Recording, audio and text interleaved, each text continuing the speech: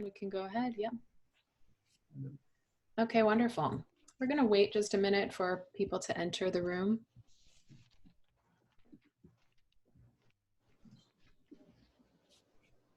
Just a minute for people to enter the room.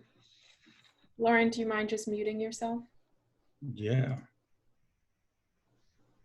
Okay, so I see some people joining the room here. Hello, everyone. Take some time for people to come in. Welcome to the 14th episode of the Hunger for Justice series. Welcome everyone in the active Zoom room and on the live cast on the AGC social channels. This is Nurturing the Seeds, Reaping the Gains with KMP, the Peasant Food Movement in the Philippines. Welcome everyone. We will be populating the chat box with links to support today's speakers. You can engage on the chat of the live platforms and the Q&A in the Zoom platform with questions for today's speakers. Please submit your questions before the last 15 minutes of the conversation for them to be answered live. This session is being recorded and will be uploaded for public viewing on the AGC YouTube channel. We thank you for joining us today. A Growing Culture is a nonprofit organization advancing a culture of farmer autonomy and agroecological innovation. And now you'll be hearing a few words from the founder of A Growing Culture, Lauren Cardelli. Hello, everyone. Thank you for tuning in. We can't be more excited today. We have some amazing speakers from KMP, the Filipino movement, the Peasant Movement of the Philippines. We also have Nancy Matsumoto of Civil Eats, an amazing journalist who's going to do just an incredible job moderating and who is best equipped to help tell this story. This week we have something different and unique, but also something deeply revealing. This week's episode is going to uncover some of the real dynamics that are happening on the ground around the world.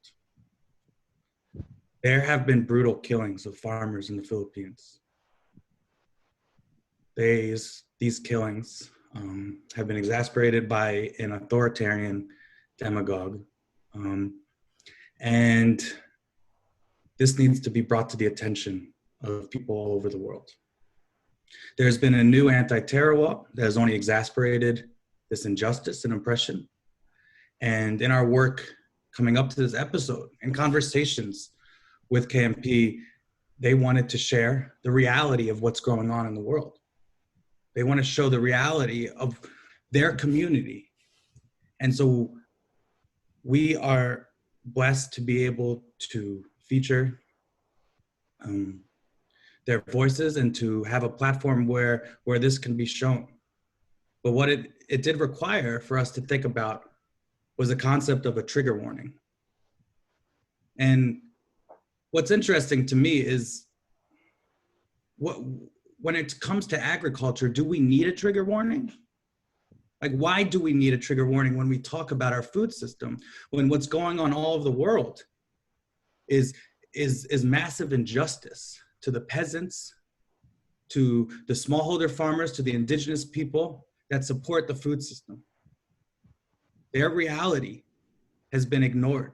So when we talk about regenerative, organic farming and sustainability, we need a trigger warning because people aren't ready to hear what is actually happening on the ground. They want to focus on the environmental aspect of our food system and not the agroecological. And so over the next month, we'll be partnering with Agroecology Fund, an amazing organization dedicated to supporting groups on the ground. Most funders need trigger warnings. Agroecology Fund does not. They support the groups on the front lines. This is really important because so often when we go to the grocery store and we grab that orange or that piece of fruit, does that need a trigger warning? What are we ignoring? What is the reality that we're ignoring that's actually going on around the world? How are we complacent to it? So in our whitewashed and hear no, see no, feel no evil world that in the West we try to live in, we absolutely do need trigger warnings.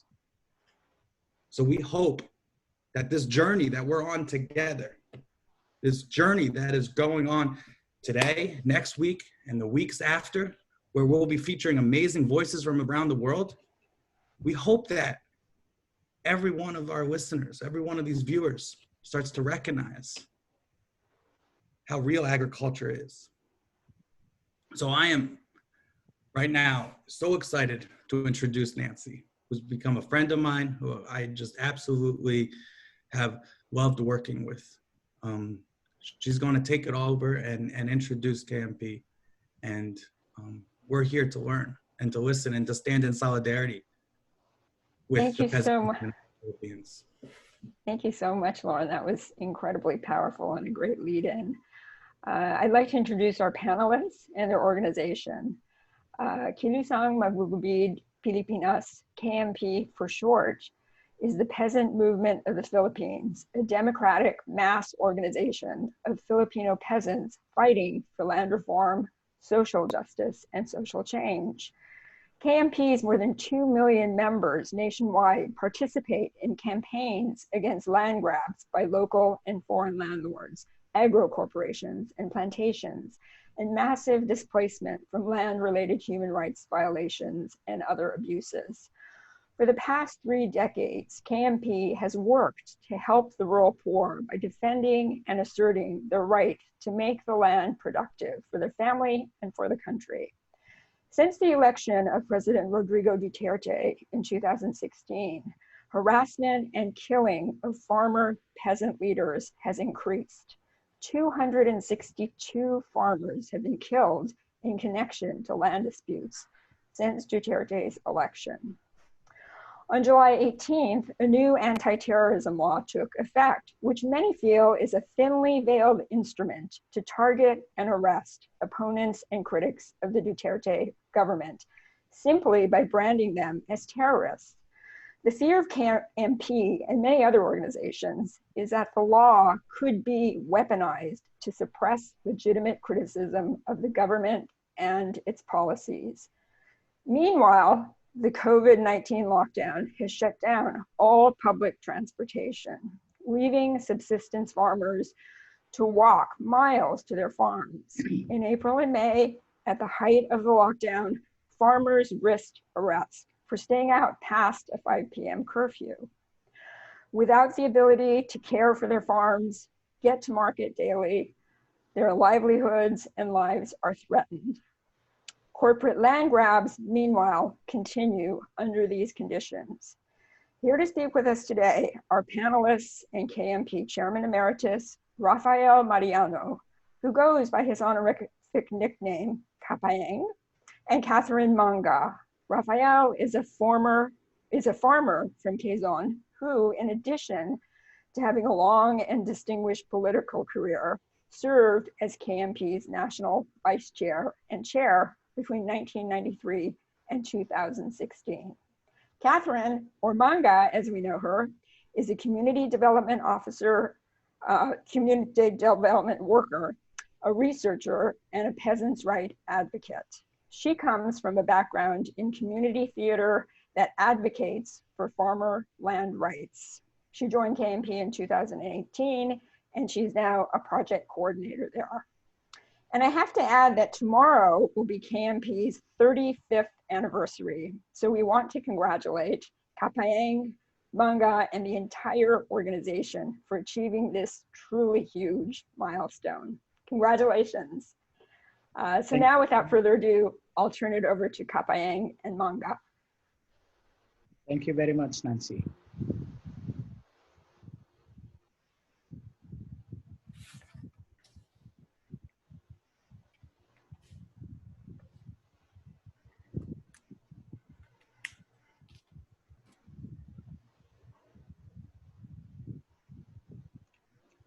The principles of the Peasant Movement of the Philippines include voluntary membership, democratic participation in decision and policy-making process, confidence and reliance on the peasant masses, principle on collective initiative and independence, firmly adhering to collectivism and on the principle of self-reliance, and firmly upholding KMP's organizational integrity. So those are the principles of the peasant movement of the Philippines.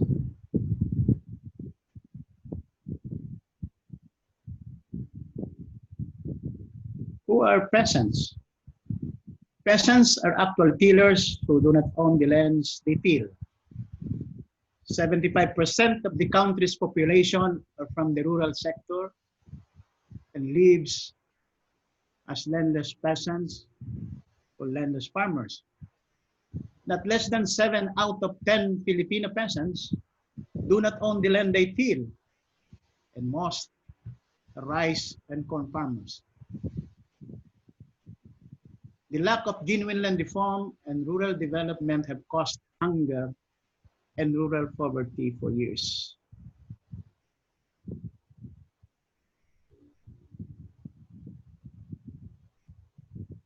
Because majority of the Filipino peasants do not own the land they till, so they have to pay, and they are required to pay exorbitant land rent and lease rentals to the landowner, with the minimum sharing arrangement of 75% of the harvest goes to the landowner and 25% goes to the landless peasants or farmers. And the average cost of production ranges from 50,000 to 70,000 Philippine pesos.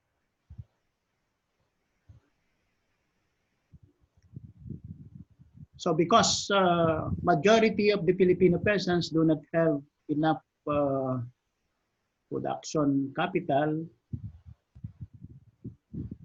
they are forced to go to local money lenders in the rural areas who charge high interest rates on farm capital, and while the farmer produce are being bought at a very low farm gate prices. So what is left to the landless peasant and his or her family is not enough to subsist on as a farm net income.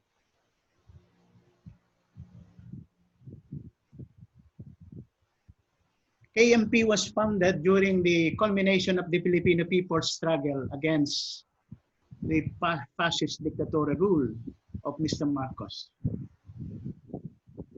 KMP's foundation was a product of the advance of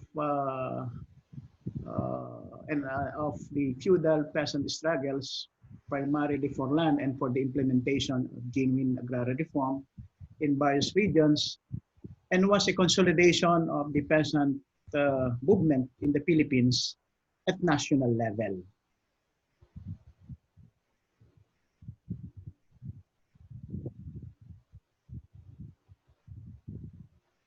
What is the main goal of KMP? It is to advocate for free distribution of lands to landless Filipino peasants, to genuine agrarian reform, a thoroughgoing and truly distributive program, and to emancipate them from various forms of exploitation and oppression. What is agrarian reform program? It is a breaking up of land monopoly by a few, a genuine and thoroughgoing distribution of lands to the landless peasant tillers, with free distribution of land as the basic principle and the central goal. In addition, this is a program that addresses the long-standing democratic demand and aspiration of the peasant masses to emancipate themselves from the bondage of the soil they till. It is a basic requisite to the development of agriculture and rural areas in the Philippines to attain food self-sufficiency and sustainable food security. It is a necessary program to put an end to historical social injustice, oppression, and exploitation being suffered by the Filipino landless peasants. Programs of genuine agrarian reform and national industrialization are two basic requisites for genuine national economic development.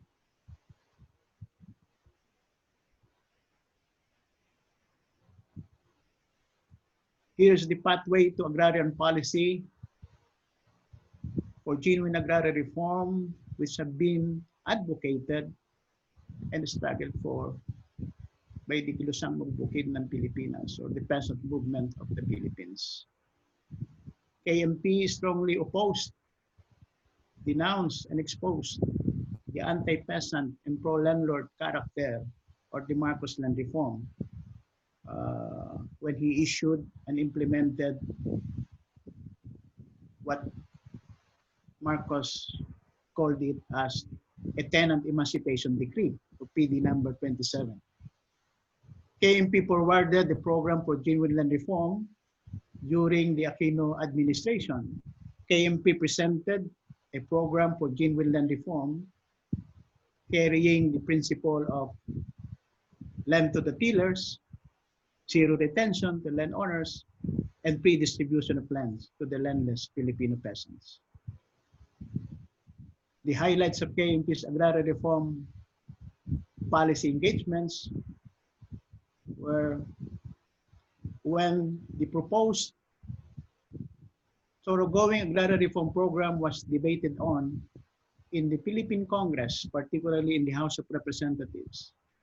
KMP supported House Bill 400 that carries approximately the basic principles of genuine agrarian reform. But this bill was emasculated by the landlord's representatives in Congress, and 13 or 14 of the original authors of the bill withdrew their support. And finally, an anti-peasant and pro-landlord program or land reform law was enacted by the 8th Congress of the Philippines. And that's the Republic Act 6657 or the Comprehensive Agrarian Reform Law of 1988, which was strongly opposed, denounced, and rejected by the KMP's whole organization, full of its mass members. In addition, farmers took to the streets on January 22 to call for free land distribution of land through the implementation of genuine agrarian reform. But instead of heeding the legitimate and just demand of the Filipino peasants, the peasants under the leadership of KMP were met by violence, and it was the infamous Mindiola massacre of January 22, 1987.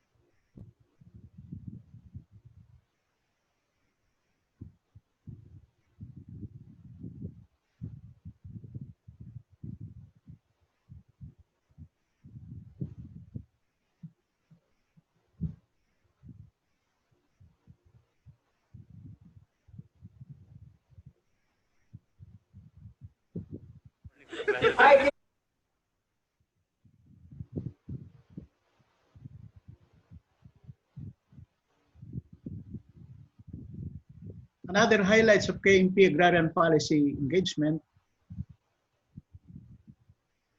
were the KMP's strong opposition and denunciation to a deceptive stock distribution option.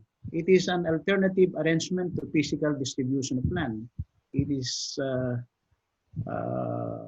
a scheme or an option that distributed the shares of stocks, not the distribution of land physically. And also the corporative scheme of Mr. Dandinko Wangko, a big landlord and comprador in the Philippines. Under this corporative scheme, it cast an illusion that the extremely irreconcilable class interests of the big landlords and peasants, even sugar workers, can be reconciled. In the long history of the peasants' struggle in the Philippines, the extremely irreconcilable class interests of the big landlords and the peasants cannot be reconciled. That's a very real experience of the during the long struggle of the Filipino peasants for land and genuine agrarian reform. And also KMP advocates and have strongly been lobbying in Philippine Congress for the immediate passage or enactment into law of a genuine agrarian reform bill with pre-land distribution as the central goal and basic principle. It aims at writing off unpaid principal and amortizations, including arrears in the payment of interests. We are still hopeful that with a strong mass campaign and a struggle with a broad and strong support from various sectors and classes of the Philippine society, Congress will move even to continually deliberate the proposed Genuine Agrarian Reform Act in the halls of Congress. I was appointed as the Secretary of the Department of Agrarian Reform.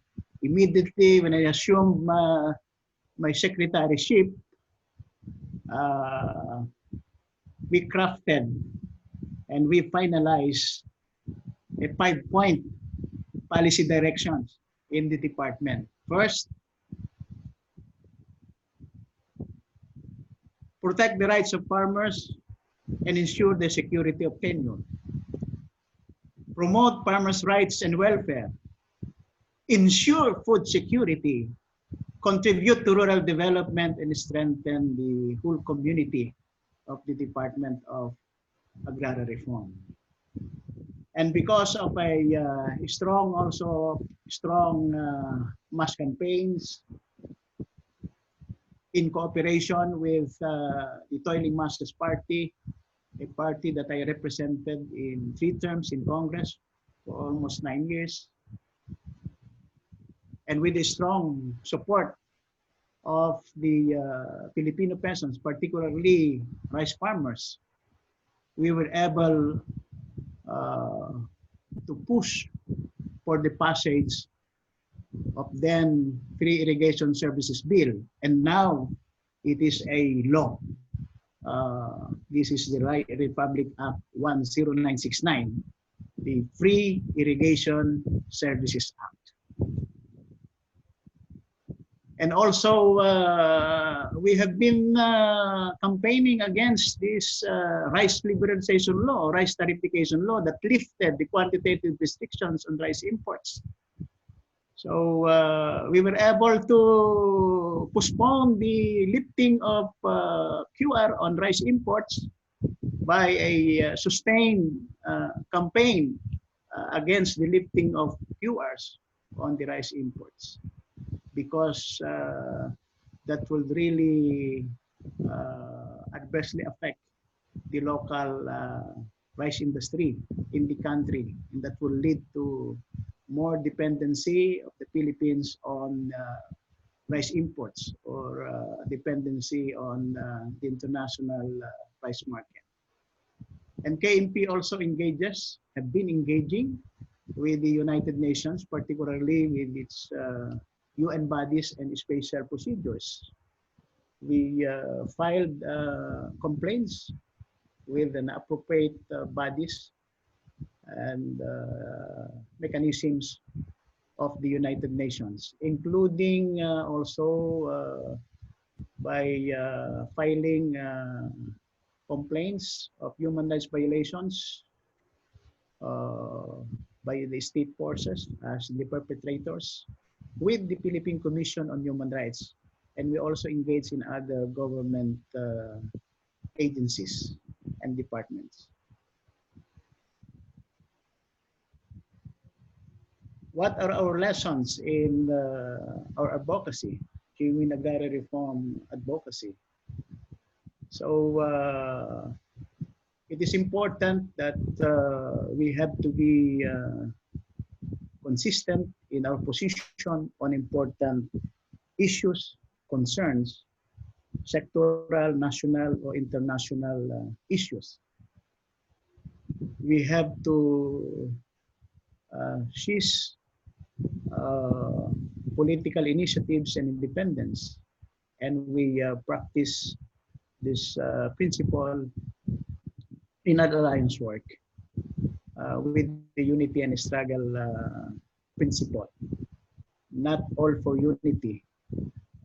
Meaning, if you are engaging or entering into through a tactical alliance, meaning based on tactical issues, you have to have your own political initiatives and independence. And our militant tradition of struggle for genuine land reform, it is very important in order to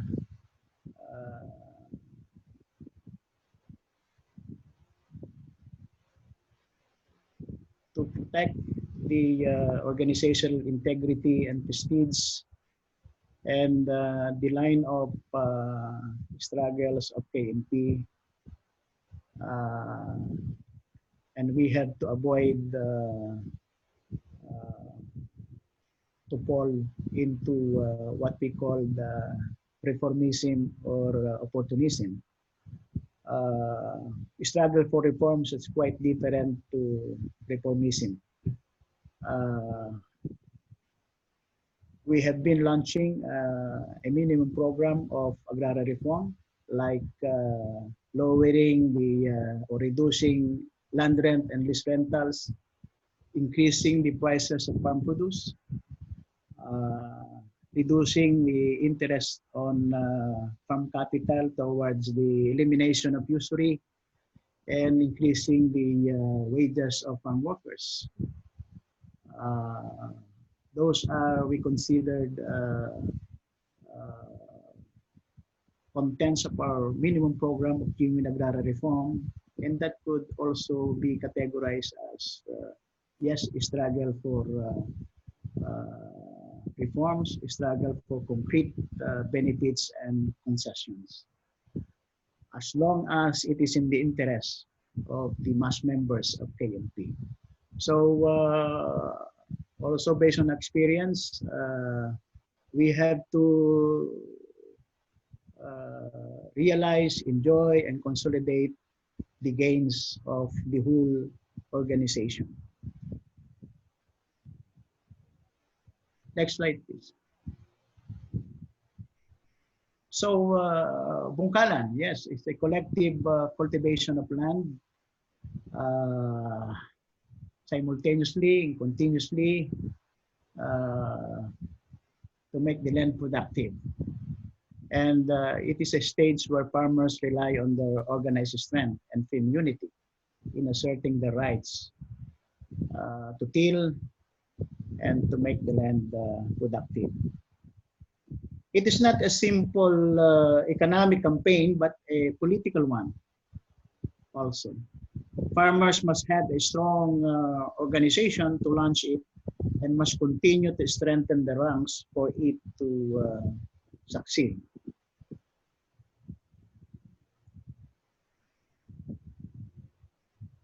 So it is in the Bungkalan or land cultivation areas or campaigns that we are able to bring back the true spirit of bayanihan, or the culture of cooperation or agricultural cooperation by let's say exchanging labor force and others. We have to bring back and revive this true spirit of bayanihan, or under the principle of collectivism or cooperativism, which was destroyed when Green Revolution was introduced in the Philippines. And Bungkalan really becomes a platform for a strong and broad solidarity from other community members like students, workers, scientists, artists, and others who immerse in the farm and learn with the farmers. Actually, the Bungkalan and cultivation areas of KNP receive the immersion of students from various universities and schools. Yeah, the exercise of collective decision making on what crops and farming methods to apply.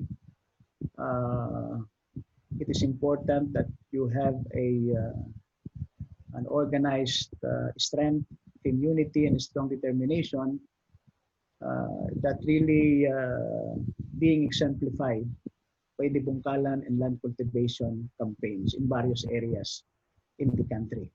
In Cavite, Negros, in Iloilo, and even in Central Luzon region, in Luzon Island.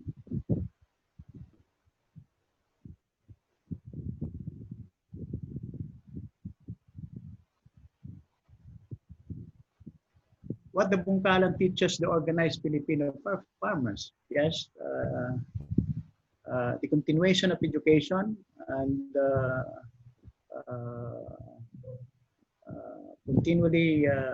continually strengthen the organization.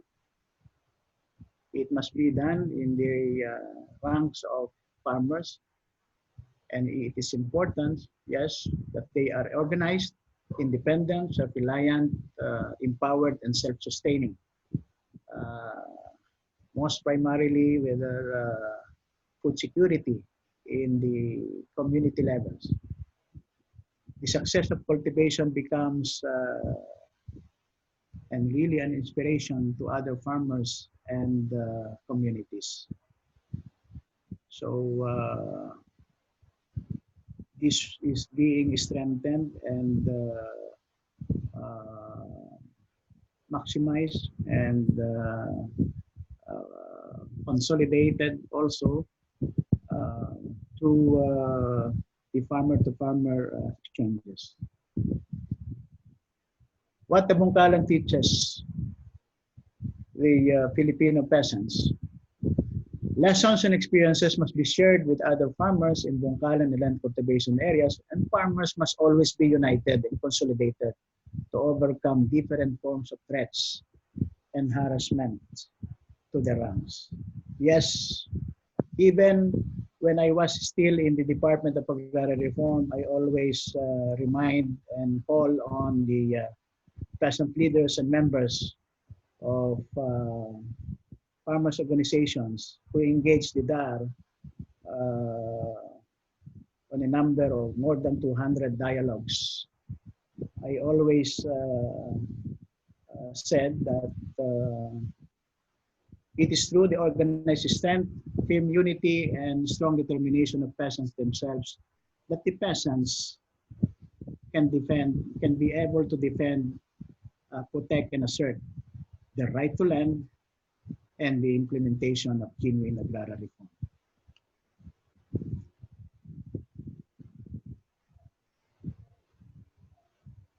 There is a big challenge, and always we have been facing a big challenge to improve the productivity of the lands in the cultivation areas.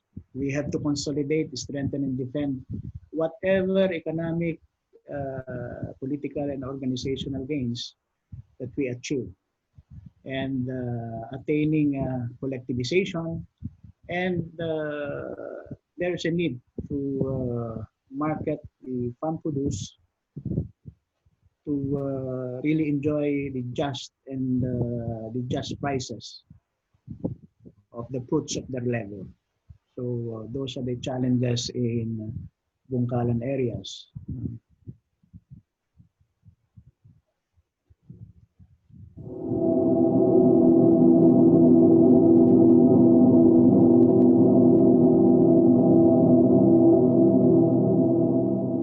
Isang basyo ng bala ng Armalite at kalibre 45 ang nakita ng kapulisan kinaumagahan.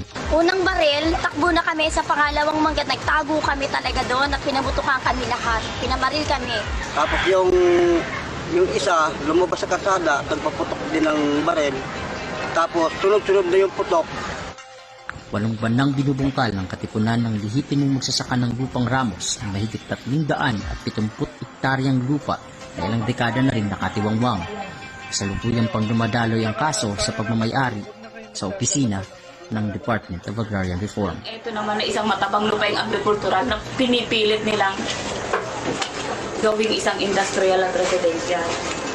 Yun lang po ang laban namin. Ngayon kami, ang kasanayan namin ay pagsasaka. Kapag ito'y nawala, para naman talaga kaming para kami mga isda.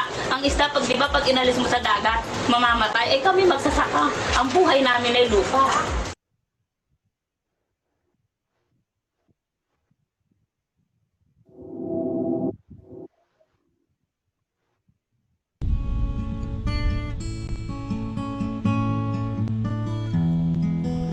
Kabahin na ng yuta nga na-covered sa carp, wala ginagilagi panagtag. Ug wala may mag-LCE dili na kayuta. Mao nang kinabuhi na mo diri sa Hacienda Filomena.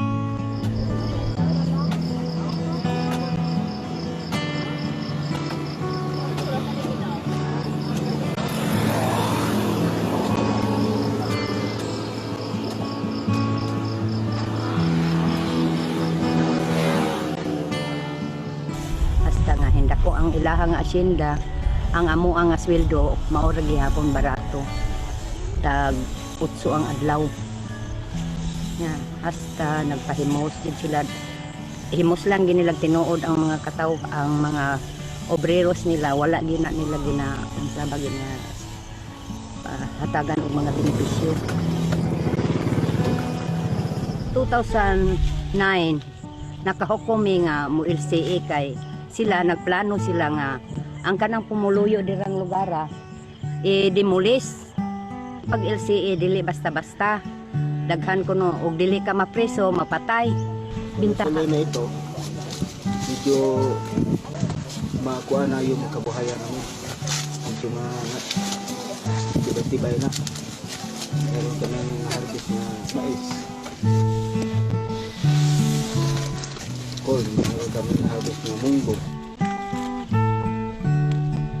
Nagusap-usap na kami dito sa aming mga lahat ng mga nindo, yung mga dito gawin namin ng palayan. So ang kulang namin yung kagamitan. Ang kailangan din namang suporta pa rin katulad niyong karabaw kasi mahirap ning bungkalan namin kapag walang karabaw. Matulungan gani sana ano namin yung lupa namin. Sa totoo lang, sa mangunguma man ang lupa, hindi naman ingon sa kuan. Yung mga nag-angkong may-ari, hindi naman sila marunong magbungkal sa lupa.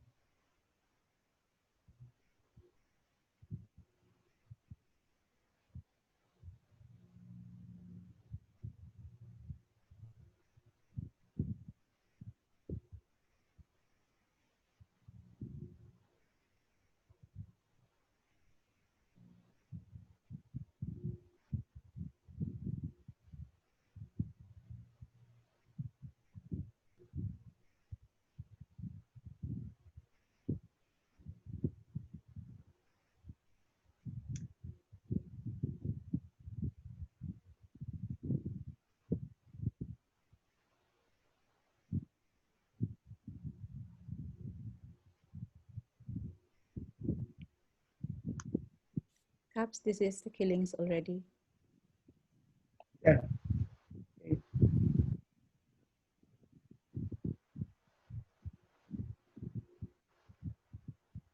Yes, activism is not terrorism. Cultivation of land is not a terrorist act. And calling for and demanding for the implementation of genuine agrarian reform with free distribution of land as the basic principle and central goal is not cannot be considered as quote unquote inciting to terrorism. So that's why we have been calling and we are strongly calling and demanding to junk this anti-terrorism law. Why we oppose this anti-terrorism law? Or maybe appropriately be called as law of state terrorism instead of anti-terrorism law. We oppose this because the definition of terrorism is quite overbroad, and anyone can be charged even without can be charged with inciting to terrorism. And any individual and or organization can be designated as terrorist by the Anti-Terrorism Council, which is an executive body and not a judicial body. And anyone can easily be arrested even without judicial warrant and be detained for 24 days, even without formal charge in court. And anyone suspected can be subjected to surveillance even without court order for 90 days. Exercising freedom of speech, freedom of the press, and peaceful assembly, or freedom of association, or the right to organization can be curtailed and grossly violated, and be categorized as either inciting to terrorism or considered a terrorist act by organizing peasants to join rallies or mass actions or dialogue, picket before a national, before in front of a national office, let's say of the Department of Agriculture or the Department of Agrarian Reform. And the Anti-Terrorism Law of 2020 violates the Bill of Rights provisions enshrined in the 1987 Philippine Constitution by violating the right to due process. Because the first section of Article 3 of the Philippine Constitution or article on the Bill of Rights provides that no person shall be, or no person shall be detained or shall be held accountable to a, let's say, a criminal offense without due process of law, both procedural and substantive. And the law really threatens the exercise and enjoyment of the basic democratic rights and fundamental freedoms, not only of the Filipino peasants, but anyone who only exercises their basic human rights or democratic rights. So that's why we have been strongly opposing and demanding the junking of this anti-terrorism law of 2020. And KMP, as it is represented by the national chairperson of it, kasama Mr. Danilo Ramos, is one of the co-petitioners of the petition questioning the unconstitutionality of the provisions of this anti-terrorism law before the Philippine Supreme Court. So that's why we strongly oppose this anti-terrorism law, and we have been demanding, we are demanding and calling for the junking of this law of state terrorism instead of addressing the problem of terrorism in the country.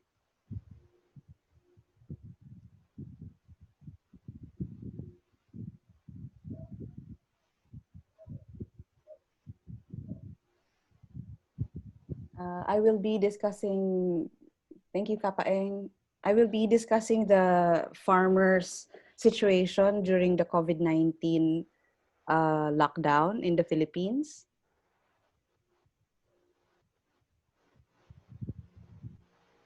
Good evening, this is Catherine Manga of KMP. First, thank you to A Growing Culture and to Agroecology Fund for inviting us to speak in this webinar, in this broadcast. So,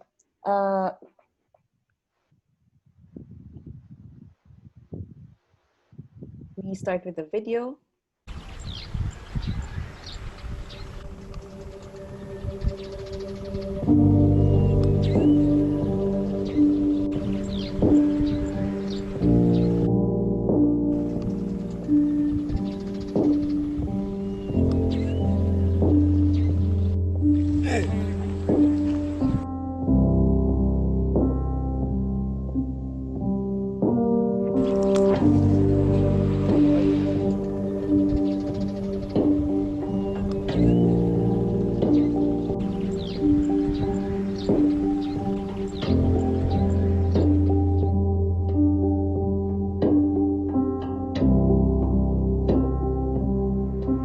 Bagadi namon, nagpapaklay kami, alinad to sa Agos. Makabot sa na di sa pananom. Pagabot pa dyan, pagkapararang-arangan pa. Pagkatapos na naman, babalik, pag alas 5, taipuan, magalin na din na naman ta. Adyan na naman yung mga pararako. Daman sa sakayan, ako magkinta na motor, di man nakaluwas. Na gusto. Usad-usad ka tao sa na, paano di tataw kita magmotor? Ano sa imo motor?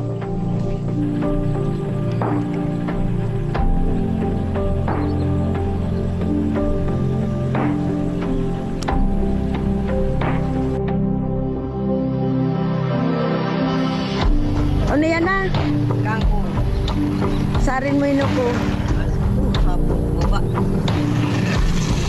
Maray nga ni nakaluwas pa ka. Wala.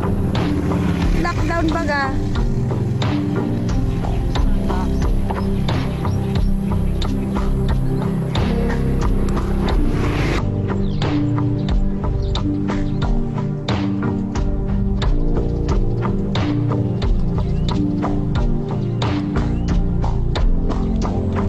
Nagayat tabang na matabangan kami sa mga pananom na mo na pirdi. Grabe gasto na mo, daman balik, mabuhi makatuko, kabarato magbinta. Lalo na ining sinasabing lockdown. Yung nang problema yan mga tao ta, arog sa akon. Ang pobreng maray, abo ng palwaso, abo ng payano na di sa tanong pa, na kami. Muda na kami makakaon. Kaya nagayat kaming tabang, nagayat akong tabang na kung mapipili, matawan basang kami ibakal mga pananom naman.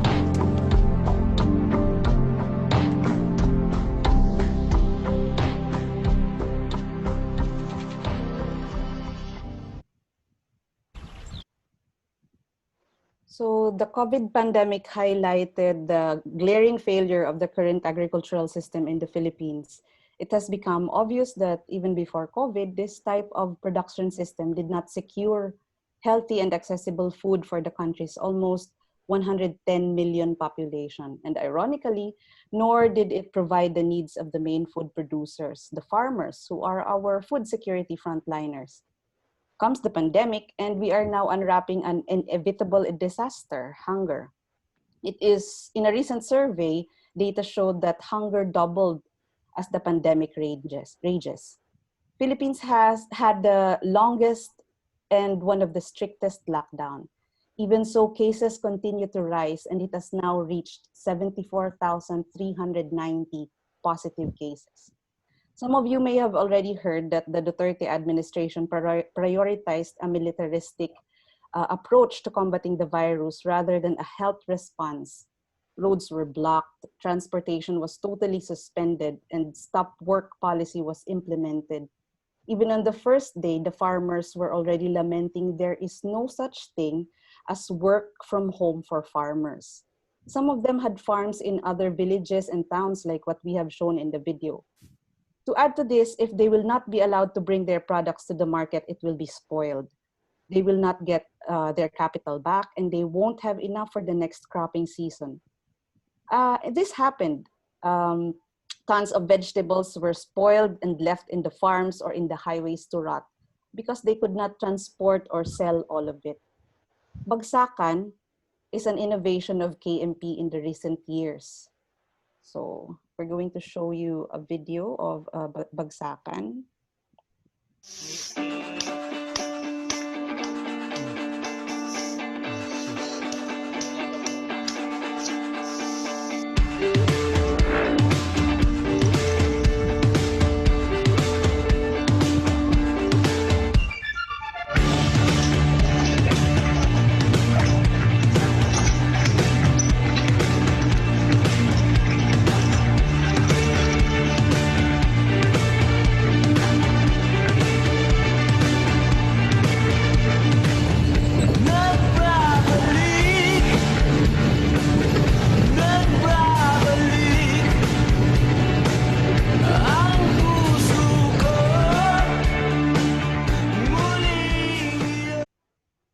So bagsakan, or what we call the drop-off point or the market, where the farmers drop their produce. Bagsakan is a term we use. It was before COVID, the farmers would bring products of their land cultivation or of the Bungkalan when there were dialogues, when there were campaigns or rallies in Metro Manila. It was for them a way to still earn while they were doing political work for their organization. For KMP, it is an expression of the success of the Bungkalan after months of tending to the farms and protecting it from possible destruction from the harassment of the land grabbers. When the lockdown happened, KMP immediately set up its Peasant COVID system update, where we would coordinate with the regions to gather data on what is happening on the ground. The nearest area we could respond to then was Bulacan, which is around 40 kilometers north of Manila. The Bulacan farmers were worried. They were texting us that they were worried that they would not be able to sell their harvest. Like in any other farms, there was no transportation to bring their products to the market. On March 21, we started posting on personal Facebook accounts to ask friends if they would be interested to buy vegetables and fruits from the farmers, and we were flooded with requests. So we decided to put up a page, and on the second week, we were already able to deliver 4 metric tons or 4,000 kilos of vegetables to different organizations, to relief operations, and to individuals. These only include vegetables with long shelf life. We tried to deliver green leafy veggies, but they all got spoiled with hours of queuing in the different checkpoints from Bulacan to Manila. What actually made us pursue Bagsakan was also the relief operations angle of it. You see, in Bulacan, there are communities who have been displaced since October 2019, farmers' communities. These farmers were one of the first ones to bring their products during the past Bagsakans.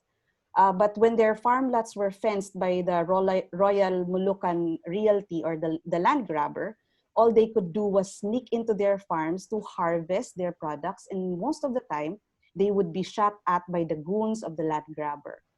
During the lockdown, they could not sneak in anymore, even to harvest for their family needs. For KMP, our new Bagsakan hits 2 birds at once. First, to help the farmers who could still do production work, but cannot sell their products. And second, it's a fundraising for the relief operations to the displaced farmers. Unfortunately,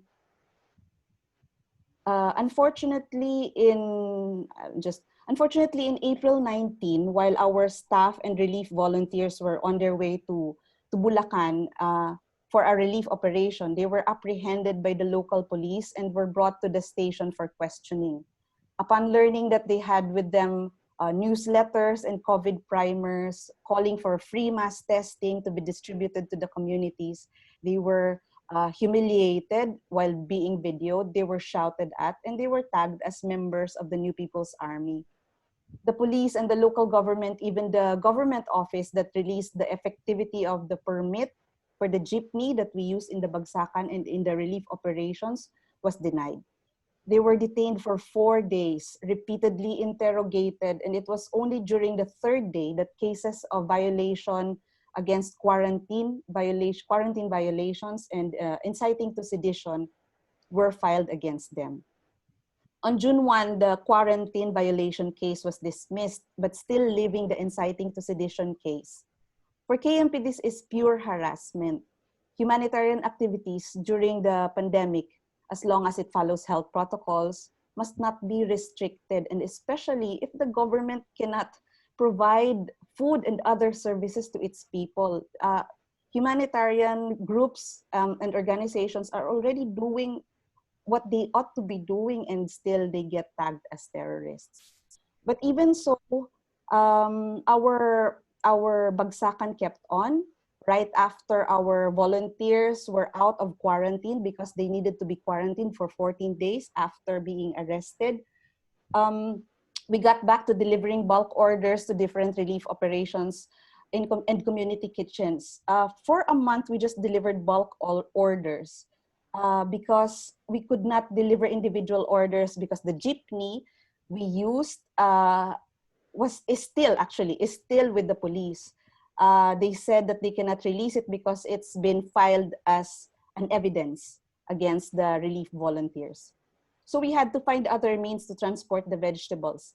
Last week's Bagsakan marked our 13 metric tons or 13,000 kilos of vegetables delivered.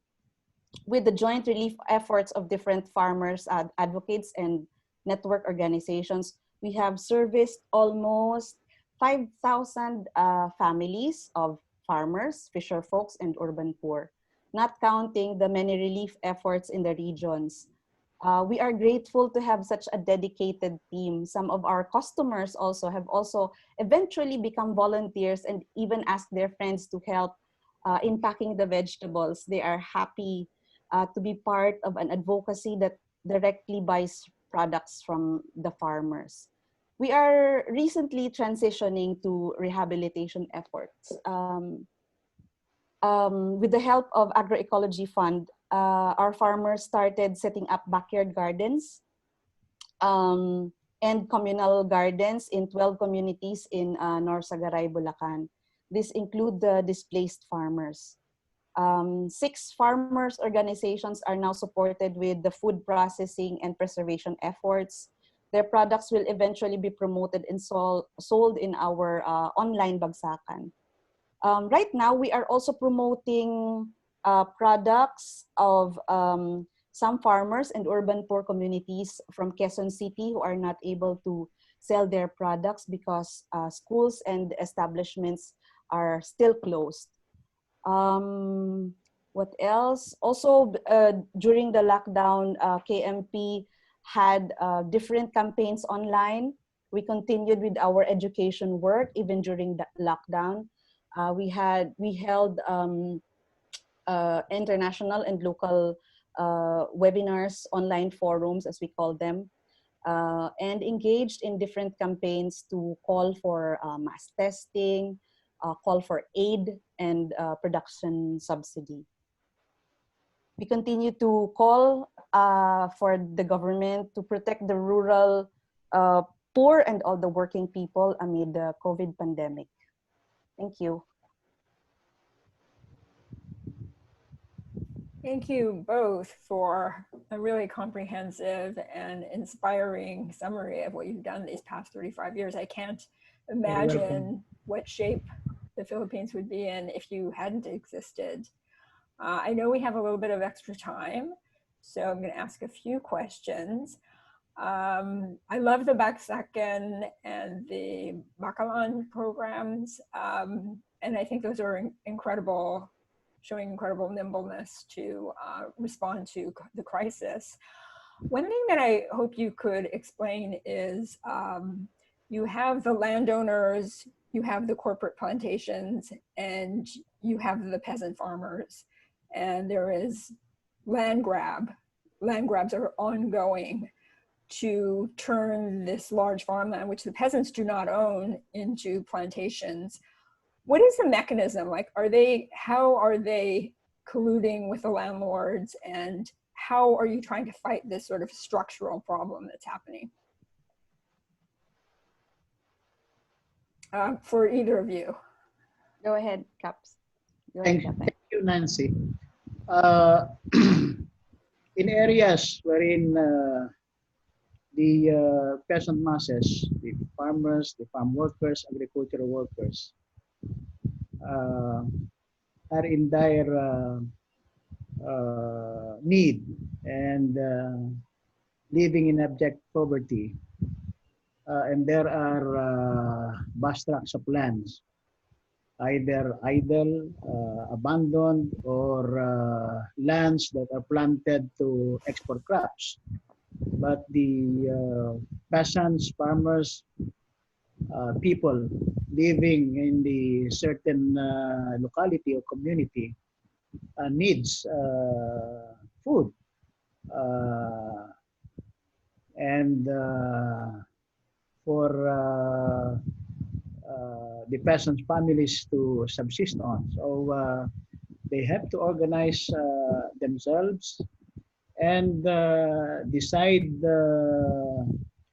collectively with strong determination, but with in organized way, to collectively position themselves on the land and make the land productive.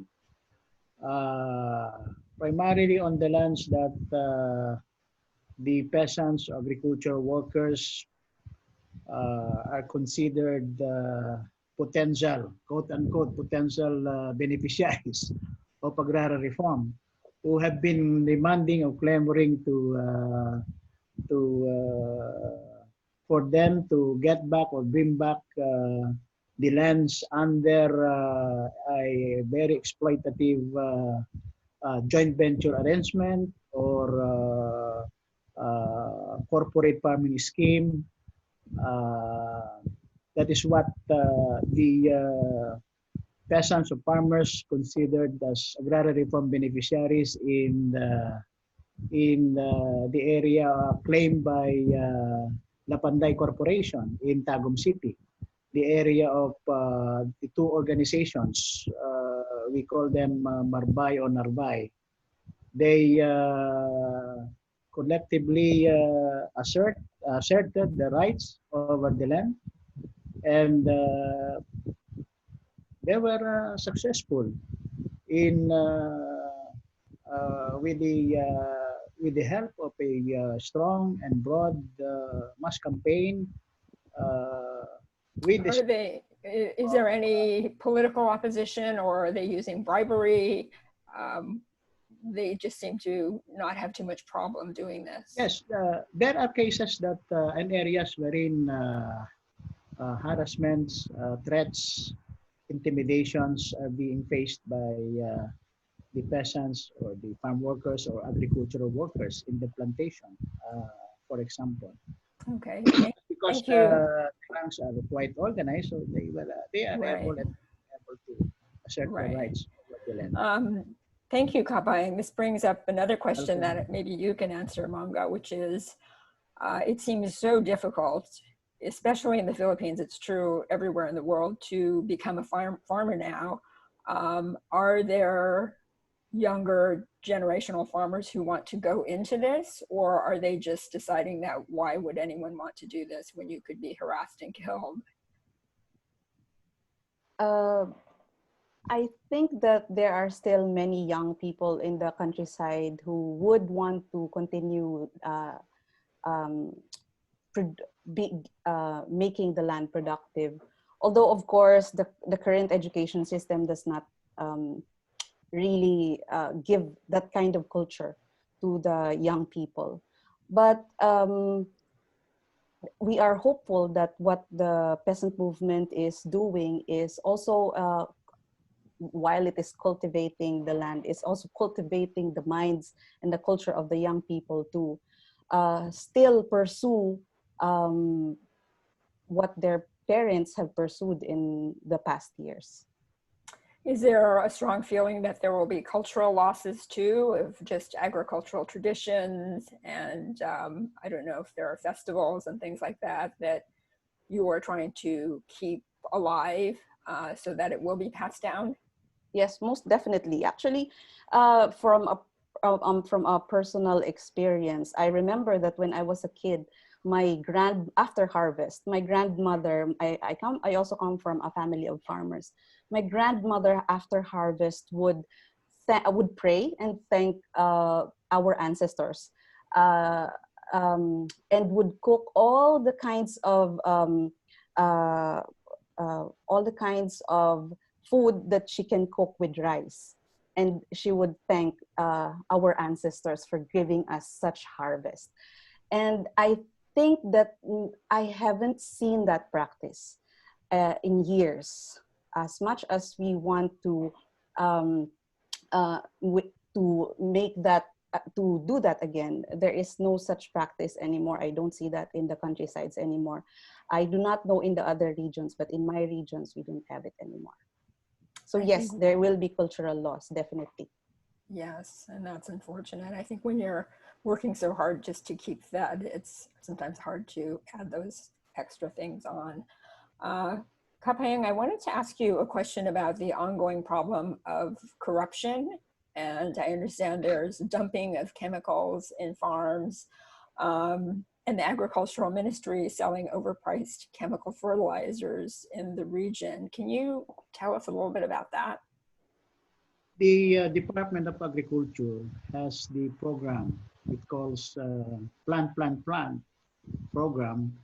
And one of the components of this program is what the Department of Agriculture calls it as a rice resiliency project.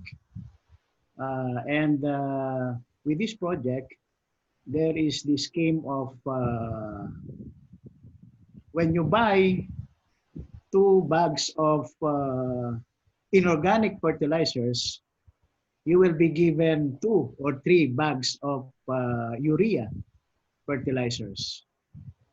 So a buy 2 take 2 or buy 2 take 3 scheme. It depends on what rice varieties that you are going to plant or to use. Buy 2 take 2 if you will your seed is inbred, rice seed is inbred, and buy 2 take 3 if your seed is hybrid seed. So there is a bias to promote the use of hybrid rice, no? Right. Hybrid rice. It's an economic. Before, during the previous governments, regimes, there was this buy 2 take 2 scheme also. But with that scheme, you had to buy 2 inorganic fertilizers, and you were given 2 bags of organic fertilizers. But here, both you are encouraged or pushed to buy inorganic fertilizer in order to avail 2 bags or 3 bags of urea fertilizers. It depends on what kind of rice seed that you are going to use. It's kind of a, so, but the prices of urea fertilizers quite overpriced. Even under this what they call a centralized procurement. Thank you. I'm sorry to cut this short, but we do have one question from the community about the Bagsakan. Is it operating smoothly? How is it going right now? Right now, it can't really say that it's operating smoothly given that we still do not have our jeepney with us. But yeah, we should have a campaign to get our jeepney back. But right now, yes, we have more orders coming in from individuals and networks because relief operations are still ongoing. Bulk orders are still coming in. This is good for the farmers coming from Bulacan. We have also expanded the membership where we get the produce. And also one good thing about this is that we have challenged actually the middlemen's prices. So prices of vegetables in Bulacan, the farm gate prices are now higher than before because of our bulk orders. Oh, wow. Great. We have another question. Can we mail donate organic seed to support the effort? Yes. Yes, most Very definitely. welcome. Yes, that Great. will be very welcome. Okay, I think Julia just posted donate to support. There's a link on the page, and that's a wonderful offer. I think it's a good point to wrap up. If I would love for each of you to maybe give a brief 1 minute summary of your vision for a post-COVID-19 land cultivation that would promote self-reliant and sustainable farming communities. You know, a lot of people are saying in some ways this is an inflection point and an opportunity. So I'd love to just hear briefly both of your visions for what that could look like. Kapeng, you want to go first? Yes. Thank you, Nancy. Under a quote-unquote new normal, the Filipino peasants must be emancipated or liberated from the shackle of oppression and exploitation. We call it from feudal and semi-feudal exploitation. And be a genuinely self-reliant, independent, food secure, and self-sustaining their peasant communities. And we have to preserve and protect indigenous knowledge and agricultural biodiversity. We have to protect our environment and ecosystems. We have to campaign for a farmer-centered research and development and extension programs. We have to advocate for a people-centered, sustainable food systems. And I'll call for a safe food for the people. People interest over corporate profit. And yes, under a new normal, genuine agrarian reform and national industrialization must be implemented. The two basic requisites for the genuine development of Philippine economy. Yes, we cannot trust the present regime to protect the rights of the peasants and the Filipino people with the regime's human rights records. Yeah, clearly. Violation of human rights with impunity. So that's why we could say that when impunity becomes a law, resistance becomes our duty. Right. And we have to advance the principles of social justice and the common good because... Thank you, Kapayang. I think we're going to have to move on to Manga's summary now, but thank you. That's a very comprehensive summary. Thanks. Thank you. I think that what we envision is a future where our farmers are happy with what they produce. They enjoy the products of their hard work, where their long-term interests are assured, where there is sustainable agriculture, ecological farming, and climate justice. And lastly, I think that we envision a future for the farmers where the young generation will still appreciate that they have a relationship with the land, that they can still have that relationship and pass it on to the next generation. Thank you. Thank you both, Kapayang and Manga. This is an amazing session, and thank you for staying up late to be with us. I'm going to turn it over to Lauren now. Thanks. Thank Thank you very you, much. everyone. Thank you, guys. Wow. And Thank when you you. say stay up late, it's like it's so past midnight in the Philippines Yeah, for everybody who's well, tuning in it's around the our world. anniversary. It's now It's our happy anniversary. We just turned on over to the anniversary of 35 years. So everybody all over the world is listening to it. Let's get some shouting out right now. Okay, Thank because you I very can't much, hear Leonard. anybody. What an amazing talk. It's been so fun following you guys over the years, watching your work, being inspired. I mean, AGC is only exists because of groups like you that we are inspired by, and we want to support and help amplify the voices and to drive resources as much as we can, and to get funders, community members, and activists the ability to actually understand what is going on in the food system. I mean, this is incredible work here in the Philippines. And when people go to buy a mango, they go to buy coconuts, what are they thinking about? Are they thinking about the real situation that's going on in the Philippines? That's the questions that we have to ask, and for us, in the United States, there's farmer markets in every state, now there's farmers markets everywhere. How many people in those farmers markets are celebrating and standing in solidarity with peasant farmers? You hear a lot of talk about plastic straws. You hear a lot of talk about GMOs, but what kind of talk do we have about food sovereignty and global solidarity with these communities, right? It's a privilege to care more about how animals are treated than humans.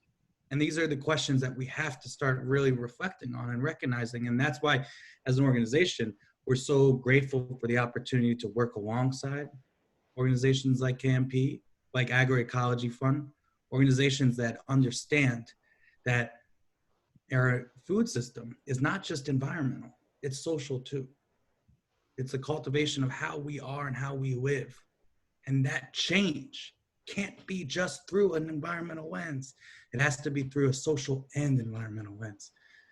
So Catherine and Raphael, so grateful for both of you to join us today. Nancy, an amazing job moderating. I want to encourage everybody to follow on Instagram, on Facebook, follow KMP. Their handles are above. We'll be sending them out as well. Please go getfunding.com, right? Go there. Here's the link. We'll be sharing it out. Go support this cause, right? Like, support them now, and let's all stand together, please. Next week, we have the Korean Women's Peasant Association. I think everybody's hearing. We're using the term peasant. Everybody else should too.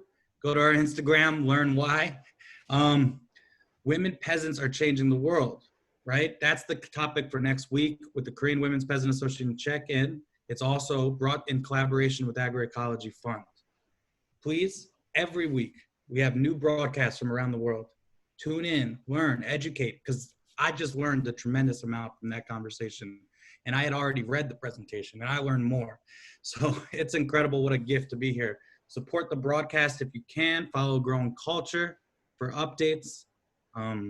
We're here because of the groups like KMP and Agroecology Fund. So I just want to close it off with a special thank you to our sponsors, Milgram and Dascom, and Eat Your Way Clean. Please reach out. Let's join together and be a movement that recognizes, like as Cesar Chavez says, it was never about grapes or lettuce. It's always about the people.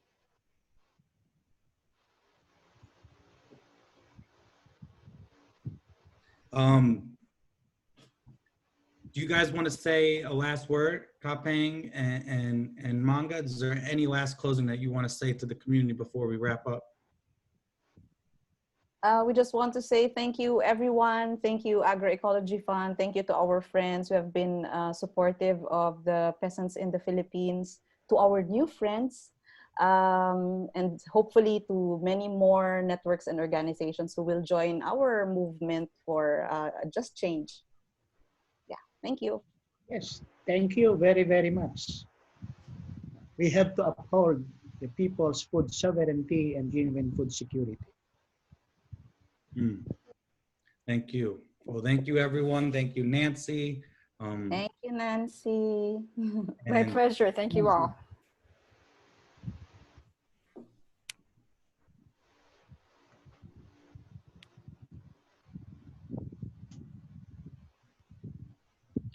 Thank you, everyone.